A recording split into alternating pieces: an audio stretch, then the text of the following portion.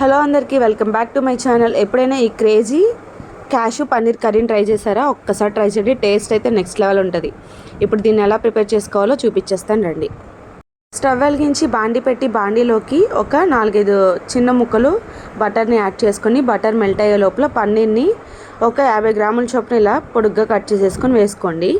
అలాగే ఒక గుప్పెడు జీడిపప్పును కూడా వేసేసుకోండి. మీరు తినేదాన్ని బట్టి పన్నీర్ అండ్ క్యాషు యాడ్ చేసుకోవచ్చు. ఇదంతా కూడా గోల్డెన్ బ్రౌన్ కలర్ వచ్చే విధంగా పన్నీర్ని 2 పక్కల వేయించుకుంటూ ఈ కలర్ వచ్చే వరకు వేయించుకొని పక్కకు తీసేసుకోండి. ఇప్పుడు అదే బాండీలోకి హోల్ గరం మసాలా అన్నిటిని కూడా యాడ్ చేసేసి కారానికి సరిపడా 4 ఎండుమిర్చిని, ఒక మీడియం సైజ్ ఆనియన్స్ని 2 పొడుగ్గా కట్ చేసుకోవాలి.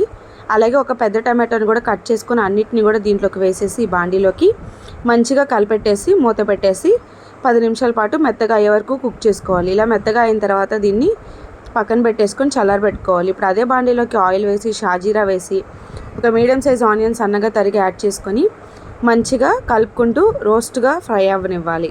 ఇది ఫ్రై అయ్యే లోపల మనం దీంట్లోకి ఇందాక చల్లారి పెట్టుకున్న టమాటో, ఆనియన్, ఎండుమిర్చి ఉన్నాయి కదా, అవి మిక్సీలో పెట్టేసి చక్కగా పేస్ట్ పట్టేసుకుందాము. ఈ లోపల ఈ ఆనియన్స్ అనేవి చక్కగా మగ్గిపోయి ఉన్నాయి.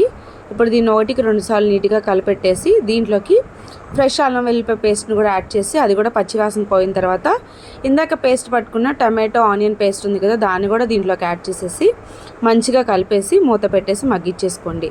ఇలా మూత తీసిన తర్వాత చక్కగా ఆయిల్ అంతా కూడా సపరేట్ అయిపోయి ఉంటుంది. దీన్ని 1-2 సార్లు కలిపేసి దీంట్లోకి 1 టేబుల్ స్పూన్ దాకా జీలకర్ర పౌడరు, 1 టేబుల్ స్పూన్ దాకా ధనియాల పౌడరు, అలాగే చిటికెడు పసుపు, రుచికి సరిపడా సాల్ట్ని కూడా వేసేసి మంచిగా ఇంగ్రీడియంట్స్ అన్నీ కలిసే విధంగా కలిపెట్టేసుకోండి. ఇలా కలిపిన తర్వాత దీంట్లోకి మనం మిక్సీ జార్లో మిక్సీ పట్టిన గిన్నెలోకి కొంచెం వాటర్ పోసి పక్కన పెట్టుకున్నాను.